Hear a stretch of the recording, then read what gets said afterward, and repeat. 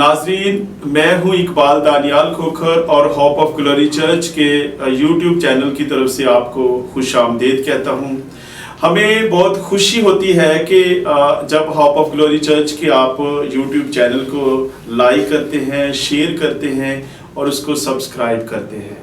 और यकीनन आपका इसका शेयरिंग करना, लाइक करना हमें आगे बढ़ने में और मदद देता है। तो इससे पहले आपने देखा कि होप ऑफ ग्लोरी चर्च के founder and chairman reverend Parvez Nadeem Gill साहब ने क्रिश्चियन बिजनेसमैन फेलोशिप काउंसिल के जो चेयरमैन थे सलीम शाकर साहब, उनके साथ मिलकर पहला टॉक शो किया था। तो आज उसी सिलसिले को आगे बढ़ाते हुए आज होप ऑफ ग्लोरी चर्च के नाज़रीन के लिए हम आज दूसरा टॉक शो कर रहे हैं। तो आज हमारे लिए बड़ी खुशनसीबी की बात है कि होप ऑफ ग्लोरी चर्च के जो फाउंडर हैं, चेयरमैन हैं, खुशी की बात है कि हमारे दरमियान रेवरेंड परवेज नदीम गिल साहब जो होप ऑफ ग्लोरी चर्च के ना सिर्फ के फाउंडर हैं, चेयरमैन हैं और इनके अलावा भी वो समाजी हवाले से बहुत ज़्यादा खिदमात में कोशा है। तो रेवरेंड परवेज नदीम गिल साहब, पहले तो होप ऑफ ग्लोरी चर्च के नाज़रीन के लिए आपका यहाँ वक़्त निकालना और आज हमारे दरमियान में मौजूद होना हमारे लिए बहुत खुशी की बात है। हम आपको खुश आमदीद कहते हैं। थैंक यू वेरी मच भाई इकबाल, खुदावंद आपको बरकत दे, सो गॉड ब्लेस यू। तो रेवरेंड परवेज नदीम गिल साहब, हमने देखा कि पिछले टॉक शो में आपने नाज़रीन के लिए एक बड़ी ग्रां कदर और फलदार गुफ्तगू की। तो आज भी हम चाहेंगे कि मैं एक हवाला पढ़ना चाहता हूँ और आपके सामने रखना चाहता हूँ कि उसके मुतल्लिक़ फिर हम गुफ्तगू करेंगे। जी तो जी नाज़रीन, आप हमारे साथ अगर बाइबल खोल सकते हैं तो हमारे साथ निकालें। मैं एक हवाला पढ़ना चाहता हूँ। मत्ती रसूल की अंजील उसके 3 बाब की 11 और 12 आयात में यूं मरकूम है, मैं तो तुमको तौबा के लिए पानी से बपतिस्मा देता हूँ, लेकिन जो मेरे बाद आता है वो मुझसे जोरावर है, मैं उसकी जूतियाँ उठाने के लायक नहीं। वो तुमको रूह कुद्दस और आग से बपतिस्मा देगा। उसका छाछ उसके हाथ में है और वो अपने खलियान को खूब साफ करेगा और अपने गेहूं को तो खत्ते में जमा करेगा, मगर भूसी को उस आग में जलाएगा जो बुझने की नहीं। खुदावंद के जिंदा और पाक कलाम के पढ़े और सुने जाने पर उसकी खास बरकत हो। आमीन। रेवरेंड परवेज नदीम गिल साहब, यूहन्ना नबी का किरदार सामने आता है। तो आप हमारे नाजरीन को ये बताएं कि यूहन्ना नबी की खिदमत क्या थी और उसकी खिदमत का अंदाज क्या था। जी भाई Iqbal, thank you very much. हमें गॉड ब्लेस यू। मसीह खुदावंद के अजीम जलाली और बाबरकत नाम में तमाम hope of glory YouTube channel देखने वालों को मेरी तरफ से सलाम। तो भाई इकबाल, यूहन्ना बपतिस्मा देने वाले की जो खिदमत है वो खिदमत ये है, बाइबल मुकद्दस बयान करती है कि वो यीशु मसीह की राह तैयार करने के लिए आया, जिसकी प्रोफेसी जो है, जिसकी पेशन गोई जो है वो कई सौ साल पहले यसाया ने की कि यीशु मसीह की राह तैयार करने के लिए, जैसे लिखा है कि बियाबान में पकारने वाले की आवाज़ आती है। तो ये पकारने वाले की आवाज़, ये पेशन गोई यूहन्ना की ज़िंदगी में पूरी हुई। तो यूहन्ना जो है ये एक नबी है और एक 400 साल के वक्फे के बाद ये नबी बर्पा हुआ है, ये नबी आया है। 400 साल तक खुदा खामोश रहा, कोई नबी नहीं आया। मलाकी नबी और मत्ती की अंजील के दरमियान 400 साल का एक अरसा है। तो ये नबी जो है ये मसीह की राह तैयार करने के लिए आया ताकि मसीह के आने की जो है वो मनादी कर सके। तो ये जो है ये इसकी खिदमत थी, ये इसका मिशन था। दूसरी बात, इसकी खिदमत का अंदाज क्या था। जब ये मिनिस्ट्री कर रहा है तो इस सिनेरियो में, हम इस हवाले में जो मुझे चीज़ नजर आती है वो ये है कि इसकी मिनिस्ट्री इस वक्त पीक पे है, सो हाई लेवल पे जा रहा है। उस वक्त भी इसको अपनी हद का पता है, इसको अपनी डोमेन का पता है, ये अपनी डोमेन से बाहर चल, बल्कि वो यीशु मसीह के बारे में उसको पता है कि मेरी खिदमत क्या है और मैं कहाँ तक हूँ। यहाँ पर वो यीशु मसीह के बारे में यूहन्ना बता रहा है, ये उसकी खिदमत का अंदाज है। तो ऐसे ही हमें भी चाहिए कि हम अपने बारे में नहीं بلکہ ہم مسیح کے بارے میں لوگوں کو بتائیں. ہم مسیح کے بارے میں لوگوں کو بتانے کے لیے بلائے گئے ہیں. جس طرح یوحنا کی ایک خدمت ہے اور وہ اپنی خدمت کا جو درانیہ ہے, اپنی خدمت کی جو ڈومین ہے اس کے اندر رہ کر وہ کام کر رہا ہے, اور جو مشن اسے دیا گیا ہے وہ اسے پورا کر رہا ہے. یقیناً یہ بہت خوبصورت بات ہے. ریورنڈ پرویز صاحب, آپ نے بتایا کہ بائبل مقدس کے مطابق جب یسوع مسیح کی آمد کے حوالے سے یوحنا نبی بتا رہا ہے, جی اس کی راہ ہموار کر رہا ہے, جی تو یسوع مسیح نے جب زمینی اپنی خدمت کا آغاز کیا جی تو اس میں ہمیں 3 سچائیاں نظر آتی ہیں. جی جی جی تو ان سچائیوں میں سب سے پہلے ہم نے دیکھتے ہیں کہ یسوع مسیح کا پاورفل ہونا, جی, پھر یسوع مسیح کا بااختیار ہونا, جی, اور پھر یسوع مسیح کا ججمنٹ کرنا, جی جی, یسوع مسیح کی عدالت کا جگانا. جی, تو اس حوالے سے آپ ناظرین کو تفصیل سے بتائیں کہ یسوع مسیح کا پاورفل ہونا کس طرح آپ دیکھتے ہیں. اس میں اگر ہم پہلی بات دیکھیں تو یوحنا اسی حوالے میں یہ بات کا اقرار کر رہا ہے کہ جو میرے بعد آتا ہے وہ مجھ سے زیادہ زوراور ہے, میں اس کی جوتی کا تسمہ کھولنے کے لائق نہیں ہوں. تو یہ یسوع مسیح کو اپنے سے زیادہ, یعنی کہ نبی ہے, اس کے باوجود یسوع مسیح کو یہ اپنے سے زیادہ جو ہے وہ پاورفل بتا رہا ہے. اور یسوع مسیح کس طرح سے اس سے زیادہ پاورفل ہے یہ بھی اسی حصے میں مرقوم ہے, درج ہے, جس کو ہم دیکھیں گے کہ یسوع مسیح کس طرح سے اس سے زیادہ پاورفل ہے, یا کس طرح سے دوسرے نبیوں سے, دوسرے انسانوں سے یسوع مسیح پاورفل ہے, زیادہ طاقتور ہے. وہ بات کیا کہتا ہے کہ میں نے تو تمہیں پانی سے بپتسمہ دیا, لیکن جو میرے بعد آتا ہے وہ تمہیں روح القدس سے بپتسمہ دے گا. تو یہ یسوع مسیح کی جو ہے وہ ورت ہے جو دوسرے انسانوں سے یسوع مسیح کو اعلیٰ اور حرفہ بناتی ہے, کیونکہ وہ اس بات کا اقرار کر رہا ہے کہ میں صرف تمہیں پانی سے بپتسمہ دیتا ہوں, لیکن جو میرے بعد آتا ہے وہ روح القدس سے تمہیں بپتسمہ دے گا. سو روح القدس سے بپتسمہ دینا ہی یسوع مسیح کی جو ہے وہ ورت ہے, اور وہی روح القدس سے بپتسمہ دے سکتا ہے جو روح سے پیدا ہوا ہے, جس کے پاس یہ پاور ہے, جس کے پاس پاور ہے, اور روح سے پیدا. بائبل مقدس کہتی ہے کہ روح القدس کے وسیلہ سے پیدا ہوا. تو آج بھی ہم یہ بات ہمارے لیے بھی سیکھنے کی بات ہے, آج خادمین کے لیے بھی سیکھنے کی بات ہے, جو منسٹری کر رہے ہیں, پاسٹرز ہیں, ان کے لیے بھی سیکھنے کی بات ہے کہ ہم صرف اور صرف پانی سے بپتسمہ دینے کے لیے بلائے گئے ہیں. یہ ہماری ڈومین ہے.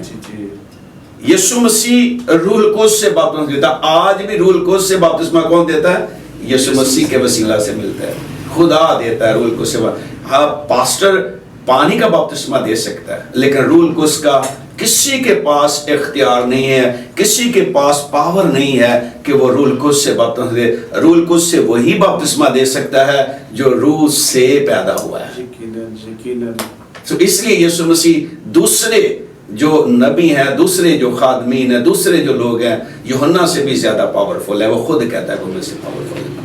جی, یعنی کہ پاسٹر پرویز صاحب, آپ کا کہنے کا مطلب یہ ہے کہ اس زمینی دنیا میں جتنی بھی منسٹریز ہیں, جتنی بھی ڈینومینیشنز میں, ان کے خادمین کے لیے جی پانی کا بپتسمہ دینے کی ایک ڈومین ہے. جی, وہاں اور یسوع مسیح کا جو ان کو کلیسیا کو یا مومنین کو یا ایمانداروں کو روح القدس اور آگ کا بپتسمہ دینے کا اختیار یسوع مسیح کے پاس ہے. جی, تو یہی اس کی ورت ہے, یہی ان کا اختیار ہے, یہی اس کی ورت ہے, پاور ہے اس پاور. جی, تو اس سے آگے بڑھتے ہیں. ہم نے دیکھا کہ یسوع مسیح کی جو 3 سچائیاں سامنے آتی ہیں. ایک سچائی کا ذکر ہم نے کیا, جی جی, دوسری سچائی اس کا بااختیار ہونا کا. جی ڈیفینیٹلی. تو اس حوالے سے بھی ناظرین اس کو آگاہ کریں. جی بھائی اقبال, بائبل کے اسی حصے میں لکھا ہے کہ اس کا چھاج اس کے ہاتھ میں ہے, وہ اپنے خطے کو خوب صاف کرے گا, وہ اپنے کھیت کو خوب صاف کرے گا. یہی اس کا اختیار ہے. خوب صاف کرنے کا, کلین کرنے کا مطلب کیا ہے؟ یعنی کہ میں یہ سمجھتا ہوں کہ یسوع مسیح ہی وہ واحد ہے جو انسان کو گناہوں سے صاف کر سکتا ہے. اس کے ہاتھ میں چھاج, اس کے ہاتھ میں کا مطلب ہے اس کے ہاتھ میں اختیار ہے کہ وہ جو ہے وہ لوگوں کو کیا کرے؟ صاف کرے, وہ لوگوں کو کلین کرے, ان کے گناہوں سے نجات دے. ان کی بدیوں سے رہائی انہیں دے، انہیں مخلصی دے، ان کی بیماریوں سے انہیں آزاد کرے، اور جو زخم ان کی روح پر لگے ہیں اس سے وہ ہیل کرے۔ صرف اسی کے پاس اختیار ہے، اسی کے پاس اتھارٹی، کسی اور کے پاس نہیں۔ کوئی دوسرا نام بخشا ہی نہیں گیا جس کے وسیلہ سے نجات ہو، جس کے وسیلہ سے انسان جو ہے وہ کلین ہو سکے۔ پرانے عہد نامہ میں بھی ہم دیکھتے ہیں کہ بہت سارے انبیاء اکرام آئے، بہت سارے نبی آئے، اور پرانے عہد کے لوگوں نے نجات حاصل کرنے کے لیے بہت کچھ کیا، لیکن نجات ان کے وسیلہ سے نہیں، انبیاء کے وسیلہ سے بھی نجات صرف اور صرف یسوع مسیح ہی ہے جس کے وسیلہ سے نجات ہے۔ اسی کے پاس، اسی کے ہاتھ میں چھاج ہے کہ وہ اپنے خلیان کو کیا کرے؟ خوب صاف کرے۔ لفظ ہے خوب صاف کرے، سو اسے کلین کرے۔ میرے خیال میں یہاں پر بات ہو رہی ہے بنی انسان کی نجات کی، اور اسی لیے بائبل میں لکھا ہے آسمان کے تلے زمین کے اوپر کوئی دوسرا نام نہیں بخشا گیا جس کے وسیلہ سے نجات۔ جی، اور اسی سچائی کو، ان سچائیوں پہ بات کرتے ہیں، ہم آگے بڑھتے ہیں۔ جی جی، تو پاسٹر صاحب تیسری سچائی میں عدالت کا ذکر ہے۔ جی بالکل۔ تو یسوع مسیح جو کہ ایک عادل ہے، جی بالکل، تو آپ عدالت کے حوالے سے بھی ہوپ آف گلوری چرچ کے حوالے سے بتائیں۔ بھائی اقبال، جب یہاں پہ عدالت کی بات آتی ہے تو بائبل مقدس میں لکھا ہے، مگر لکھا ہے کہ وہ اپنے خلیان کو خوب صاف کرے گا اور اپنے گھیوں کو تو خطے میں جمع کرے گا، مگر بھوسی کو اس آگ میں جلائے گا جو بجھنے کی نہیں۔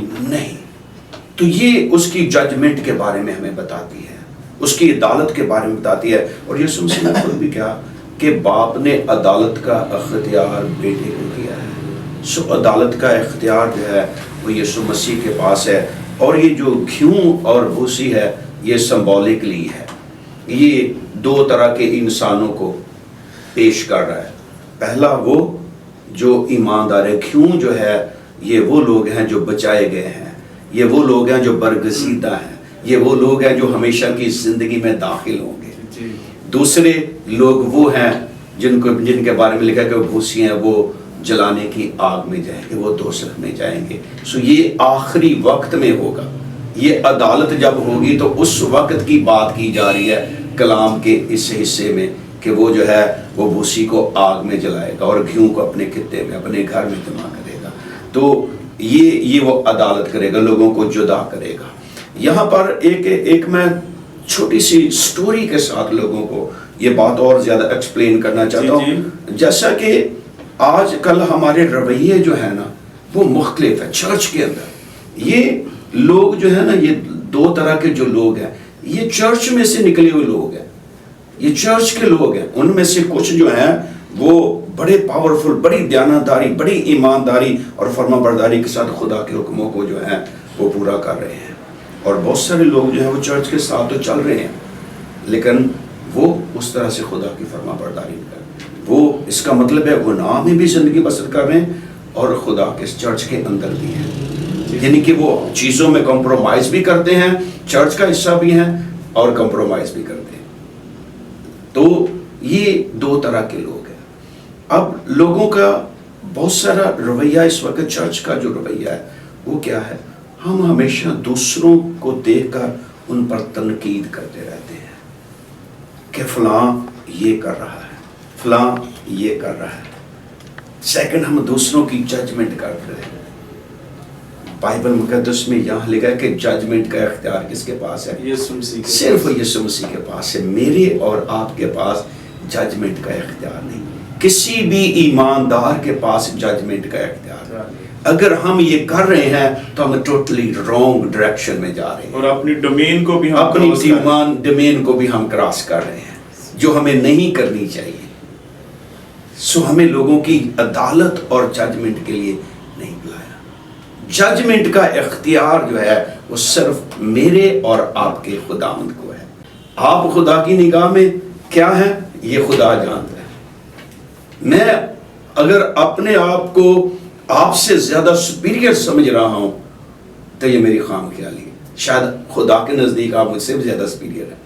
اس لیے یسوع مسیح نے بڑا خوبصورت کہا، اس نے کہا کہ اس دن اول جو ہے آخر ہو جائے، اور جو آخر ہیں وہ اول ہو جائے، جن کو ہم بہت پیچھے دیکھ رہے پتہ چلے گا کہ وہ ہم سے بھی آگے اگلی صفوں میں بیٹھے، اگلی صفوں میں بیٹھے ہوئے، مسیح کے پاس بیٹھے ہوئے. تو اس لیے چرچ کو اس وقت اپنا رویہ جو ہے، اپنی ڈائریکشن جو ہے وہ چینج کرنی پڑے گی، کیونکہ یہ لوگ بھی بہت اہم ہیں. میں یہ بائبل کے اس حصے میں جب میں غور کر رہا تھا تو خدا نے اس بات کو میرے اوپر کھولا کہ چرچ کے اندر ہر ایک شخص جو ہے وہ بہت اہم ہے. یقیناً اس لیے ہمیں ایک دوسرے کی اہمیت کو جو ہے وہ ماننا پڑے گا. ہمیں چرچ کے اندر ایک دوسرے کو جو ہے وہ اپریشیٹ کرنا پڑے گا، بجائے کہ ہم تنقید کرتے رہیں. ہمیں اپریشیٹ کرنا پڑے گا. کس طرح سے خدا نے اس کو میرے اوپر کھولا. یہاں پر جو سٹوری میں آپ کے سامنے رکھنا چاہتا ہوں، آپ کے ناظرین کے سامنے رکھنا چاہتا ہوں، وہ گندم کے ایک پودے کی سٹوری ہے. جی جی جی. اگر آپ ازوم کریں، گندم کے پودے کو دیکھیں تو بیج بونے کے بعد ایک پودا جو ہے وہ باہر نکلتا ہے اور پودا بڑا ہوتا ہے. جب وہ 1.5 فٹ کا ہوتا ہے تو اس وقت وہ اس کی جو گرینری ہے وہ دیکھنے کے قابل ہوتی ہے. ہر انسان جو اس کی گرینری کو دیکھتا ہے، اس کی خوبصورتی کو دیکھتا ہے، اس کے منہ سے نکل جاتا ہے واہ. لیکن پتہ ہے یہ گرینری جو ہے ایک دن اس نے کیا بننا ہے؟ بھوسی بننا. لیکن اگر یہ گرینری نہ ہو تو اس کے اوپر سٹا لگ سکتا ہے؟ گھیوں کہاں سے آئے گا؟ اس کا مطلب یہ پودا بہت اہم ہے. ہمیں اس بات کو سمجھنا پڑے گا کہ میرے ارد گرد جو لوگ ہیں، چاہے وہ خالص آپ کو لگتا نہیں خالص، لیکن وہ ان کی اہمیت ہے، ان کا ایک کردار ہے، ان کا ایک کردار ہے چرچ کے اندر. اس بات کو ہمیں چرچ کے اندر سمجھنا پڑے گا. اس بات کو ہمیں کلیسیا کے اندر سمجھنا پڑے گا. اس بات کو ہمیں کرسچینٹی کے اندر سمجھنا پڑے گا کہ ہر شخص کا اپنا ایک کردار ہے، اس کی اپنی ایک خدمت ہے، اور اس کی خدمت کی ایک ڈومین ہے، اس کی ایک حد مقرر، اس کی ایک حد مقرر ہے. جو خدا نے اسے مقرر کیا ہے اس نے وہ کام کرنا ہے. تو اب یہ پودا کیا ہے؟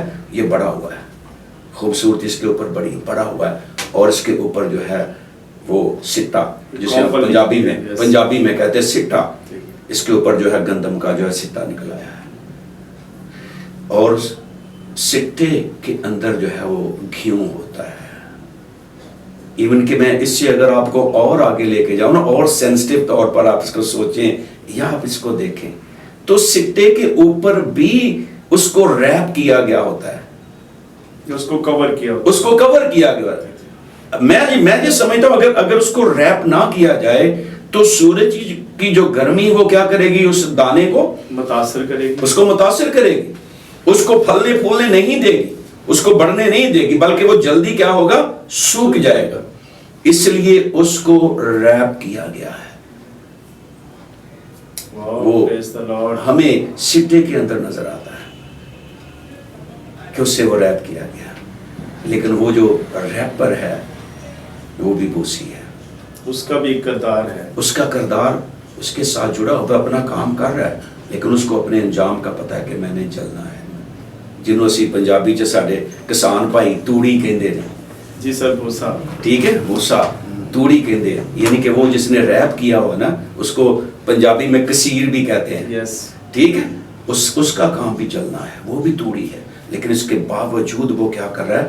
وہ اس دانے کو جو ہے، اس گھیوں کو جو ہے وہ پروٹیکٹ کر رہا ہے، اپنی ذمہ داری ادا کر رہا ہے. اور یہ پودا جو ہے یہ اس دانے کو جو ہے وہ جان دے رہا ہے، اس کو خوراک مہیا کر رہا ہے. تو ہم کس طرح سے ایسے اس طرح کے لوگوں کو کہیں گے کہ یہ نکمے ہیں، یہ کسی کام کے نہیں ہیں؟ یقیناً بہت بڑی گہری باتیں ہیں. تو ہمیں اسی حصے میں جو نظر آتا ہے یہ گندم کے پودے سے بس سوچ لیں، جتنا آپ غور کر سکتے ہیں تو یہ چرچ کی تصویر ہے. یہ چرچ کی تصویر ہے، اور چرچ کے اندر ہر طرح کے لوگ ہیں. میں اور آپ کسی کو جو ہے وہ کم تر نہیں کہہ سکتے. شاید ان کی وجہ سے میں کیا کر رہا ہوں؟ گرو کر رہا ہوں، پھلدار ہو رہا ہوں. میں ان کی وجہ سے میں آگے بڑھ رہا ہوں، ان کی وجہ سے میری جان میں جان ہے، ان کی وجہ سے شاید میری زیادہ خدمت پاورفل ہے. لیکن ہمارے چرچ کا جو رویہ ہے، افسوس کے ساتھ ہمارے چرچ کا جو ڈائریکشن ہے وہ ٹوٹلی رانگ ہو چکی ہے۔ ہم کیا کرتے ہیں؟ لوگوں کو اہمیت نہیں دیتے، ہم جانوں کو اہمیت نہیں دیتے۔ ہم لوگوں کو جمع تو کرتے ہیں، لیکن وہ ہمارے مجموع، ہمارے کروسیڈز کی جان تو بنتے ہیں، لیکن ہمارے لیے وہ کوئی اہمیت کے حامل نہیں ہے۔ دوسرے لفظوں میں ہم انہیں استعمال صرف کرتے ہیں، استعمال کر رہے ہیں، یہ رونگ ہے۔ ان لوگوں کو ہمیں اہمیت دینا پڑے گی، ان کے سبب سے ہم گیہوں کا دانہ ہے، اور اس کا فیصلہ آخری وقت میں ہوگا کہ کون گیہوں ہے اور کون پودا ہے اور کون ریپر ہے۔ اس کا فیصلہ کسی کے پاس اختیار، کسی بشر کے پاس نہیں، اس کا اختیار صرف اور صرف یسوع مسیح کے پاس ہے۔ Praise the Lord۔ وہ ڈیسائیڈ کرے گا کہ کون دانا ہے اور کون بھوسی ہے، وہ یہ ڈیسائیڈ کرے گا، میں اور آپ ڈیسائیڈ نہیں کر اور وہی عدالت کرے گا۔ وہی عدالت کرے گا۔ عدالت کا کام اس کے سپرد کیا گیا ہے، ججمنٹ کا کام اس کے سپرد کیا گیا ہے۔ تو اس طرح سے ہمیں چاہیے کہ ہم ان لوگوں کو اہمیت دیں جو ہمارے ساتھ کھڑے ہیں، جو چرچ کا حصہ ہیں، جو ایماندار ہیں۔ شاید وہ میری طرح کام نہیں کر رہے، لیکن اس کے باوجود خدا نے میرے ساتھ رکھا۔ ہم اپنے چرچ کی مثال لے لیں، اگر میں اکیلا وہاں پہ پاسٹر ہوتا اور لوگ نہ ہوتے تو کیا ہم اتنا بڑا کام، جیسے ابھی 16 اگست کو سانیہ ہوا، ہم اتنا بڑا کام جڑا والا کے اندر کر سکتے تھے؟ ہمارے چرچ کے ایک شخص نے کیا کیا؟ اس میں کنٹریبیوٹ کیا، تو وہ ہمارے ساتھ کھڑے ہوئے، ہمارے مددگار ہیں۔ تو یہ ہمارے مددگار ہیں۔ یہ سٹوری جو ہے یہ ہمیں بتاتی ہے کہ کون کتنا اہم ہے اور کس کی کہاں تک ڈومین ہے، کس کا کیا انجام ہے۔ سبق یہ ہے یہاں پہ جو میرے اور آپ کے لیے ہے کہ ہم پودا نہ بنے، ہم ریپر نہ بنے، بلکہ ہم گیہوں بنے۔ لیکن جو ریپر اور پودا ہے ہم اس کی بھی کیا کریں؟ عزت کریں، قدر کریں، اسے اپریشیٹ کریں۔ یہ میری اور آپ کی ذمہ داری، اور یہی آج کا میسج ہے ناظرین کے لیے۔ جی تو ونڈرفل پاسٹر صاحب، بہت زبردست، آپ نے بہت خاندار اور بہت مؤثر طریقے سے یہ کلام کی سچائیوں کو بیان کیا۔ ناظرین، آپ نے دیکھا کہ ہوپ آف گلوری چرچ کے چیئرمین جناب ریورنڈ پرویز ندیم گل صاحب نے بڑی خوبصورتی کے ساتھ، مجھے تو یقیناً آج برکت ملی ہے، اور ہم امید کرتے ہیں کہ ہمارے ناظرین جو آپ دیکھتے ہیں آپ کو بھی برکت ملے گی۔ تو آخر میں میری گزارش ہے کہ پاسٹر صاحب آپ ہوپ آف گلوری چرچ کے اس یوٹیوب چینل کے لیے اور ہمارے ناظرین کے لیے دعا کریں۔ جی ضرور، آئیے ہم دعا مانگیں۔ خداوند، ہم تیرا شکر کرتے ہیں اور ہم تیرے نام کو مبارک کہتے ہیں۔ اے خدا، اس یوٹیوب چینل کے لیے جو چرچ کی طرف سے اے خدا بنایا گیا اور تیرے کلام کی وسعت کے لیے بنایا گیا، ہم دل سے شکر گزار ہیں۔ اس سارے کام کو اے خدا تو برکت عطا کر، اور تمام سننے والوں کے لیے بھی اے خدا ہم تیرے حضور سے برکت کی دعا کرتے ہیں۔ اپنے لوگوں کو اسپرچولی، فائنینشلی، فیملی اور فزیکلی طور پر اے خدا تو برکت دے۔